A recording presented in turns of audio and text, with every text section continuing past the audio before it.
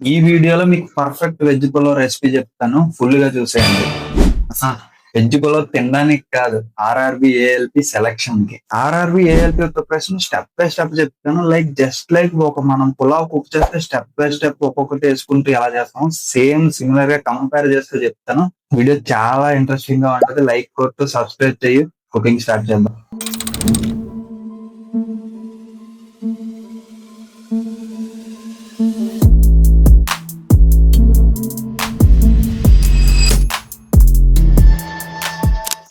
Pulao cook చేయాలంటే నీకు main కావాల్సింది రైస్.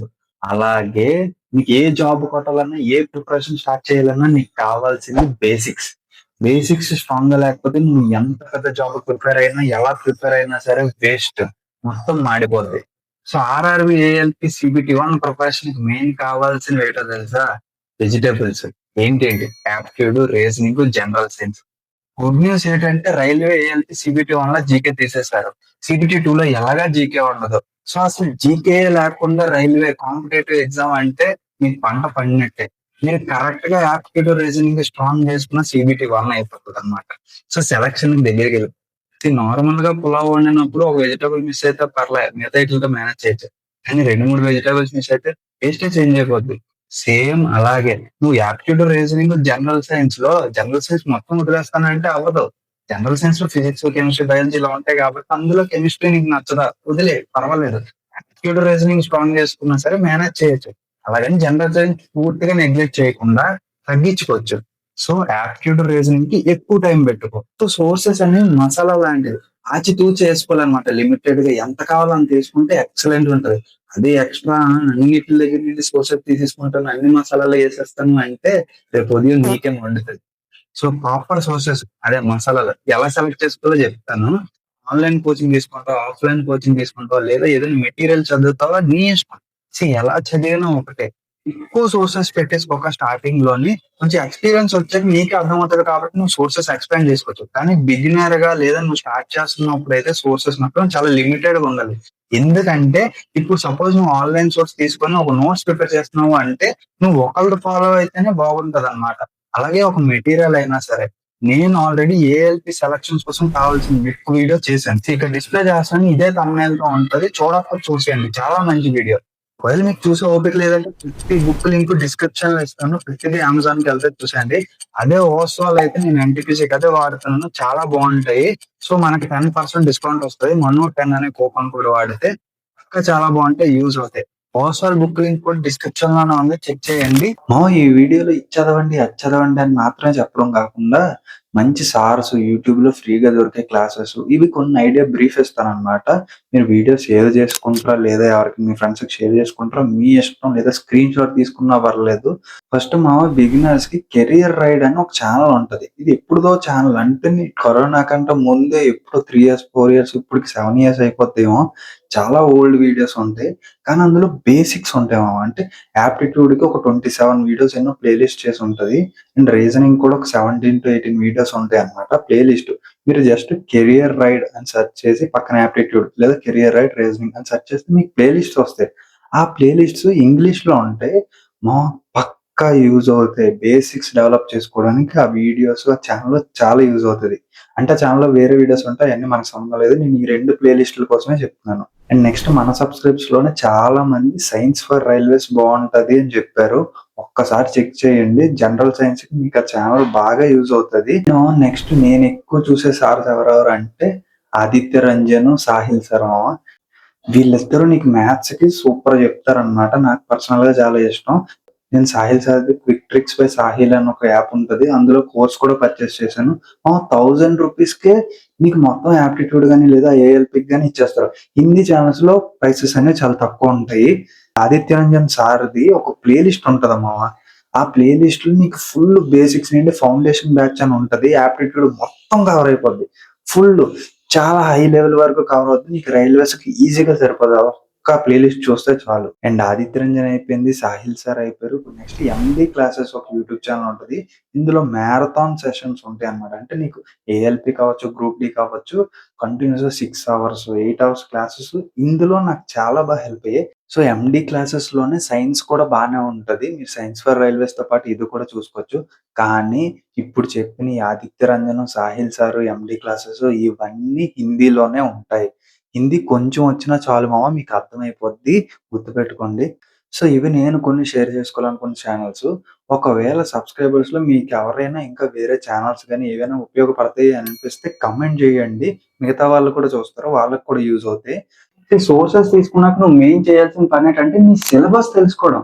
నీ సిలబస్ ఎంత ఉందో నోటిఫికేషన్ లో క్లియర్ గా ఇస్తాడో చెక్ చేయి. అది చూసి ఒక బుక్ లో నోట్ చేసుకొని అవి మాత్రమే చదువు. అన్నెసెసరీ ఏవి చదవదు. లైక్ ఇప్పుడు పొలాలకి రైస్ వాష్ చేసుకుంటేనే నీకు మంచి రైస్ వస్తది, లేదా మురికంతా ఉంటది. సో మురికంతా నీకెందుకు, నువ్వు తింటావా? తింటే నీకే టైం వేస్ట్, నీకే హెల్త్ కూడా అవుతుంది.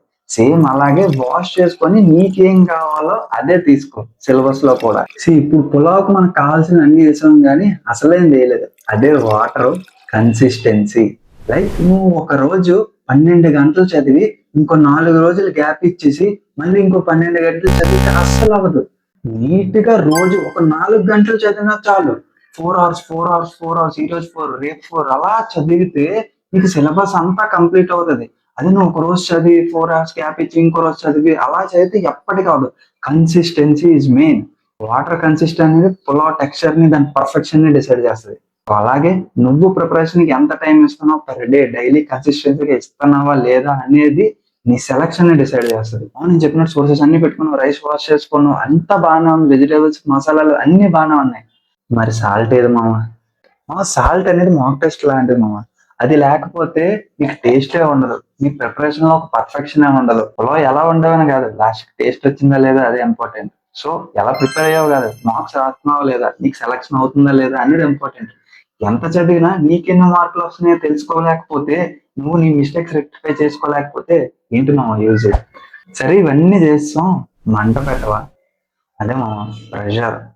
ఇప్పుడు కొత్తగా ప్రిపేర్ అవుతున్న వాళ్ళందరూ ఏం చెప్తారంటే, బ్రో జాబ్ అవుతుందా లేదా, ఎంత కాంపిటీషన్ ఉందో, నాకు సెలక్షన్ అవుతుందా లేదా అని చాలా టెన్షన్ అయిపోతుంది బ్రో, నా బ్రెయిన్ ప్రెషర్ తట్టుకోలేకపోతున్నాను నేను అని చాలా మంది అంటారు.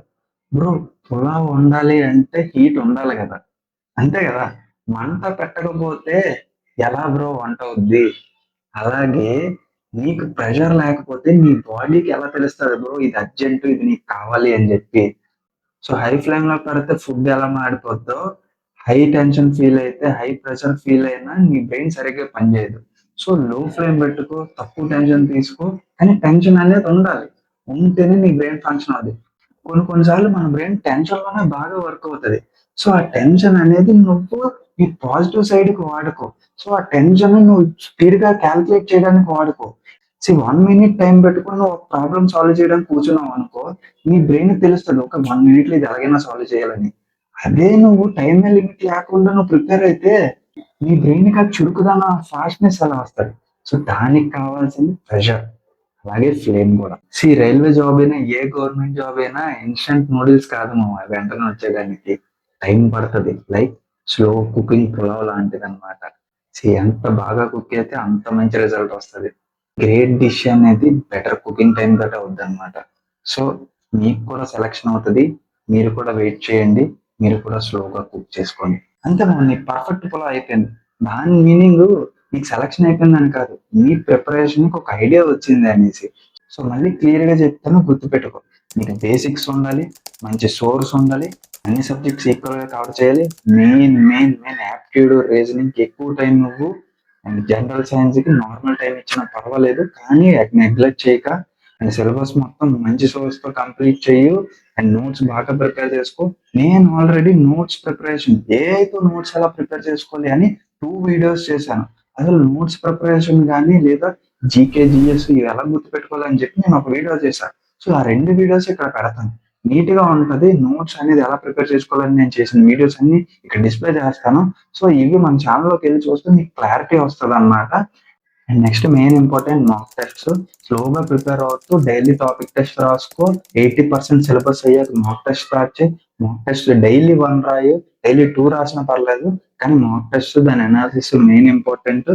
అండ్ రివిజన్ ఎలా ఉండాలి అంటే నువ్వు మర్చిపోతావు కాబట్టి ఎవ్రీ 3 డేస్‌కి ఒకసారి రివిజన్ చేసుకో. నేను నార్మల్లీ 1 వీక్ ఒకసారి అని చెప్తాను.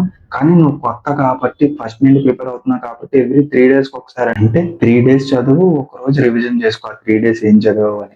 అలా నెక్స్ట్ మళ్ళీ అలా కంటిన్యూ చేసుకుంటూ వెళ్తే నీ సిలబస్ అవుతది. నీకు గుర్తు కూడా ఉంటది. రివిజన్ కూడా ఇంపార్టెంట్. యాక్చువల్లీ ఈ కుకింగ్ వీడియో మార్నింగ్ కుక్ చేయాలి.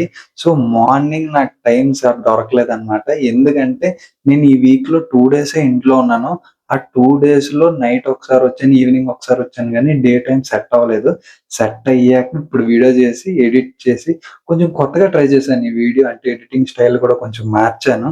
సో మీకు నచ్చిందా? నచ్చలేదా ఏదైనా చెప్పండి. లేదా ఔట్ ఆఫ్ 10 ఎంత రేటింగ్ ఇస్తారు ఈ వీడియోకి? 1 ఇచ్చినా పర్లేదు, 2 ఇచ్చినా పర్లేదు, ఏమి ఇచ్చినా పర్లేదు. మీ ఫీడ్‌బ్యాక్ చెప్పండి. అంటే నేను ఎలాంటి వీడియోస్ చెయ్యనా? లేదా ఎప్పుడు రెగ్యులర్‌గా చేస్తాను కదా! అలాగే చెయ్యనా? అనేది మీకిస్తే నాకొక ఐడియా వస్తది. ఓకే. చెయ్యాలా? వద్దా? అనేసి. అంతే మామ. వీడియో నచ్చిందా? లైక్ కొట్టి నీ ఫ్రెండ్స్‌తో షేర్ చేసుకో. సబ్స్క్రైబ్ చేసుకోవడం మర్చిపోకు. పేరు గుర్తుంది కదా! మనోజ్ జర్నీ. పో. Signing off.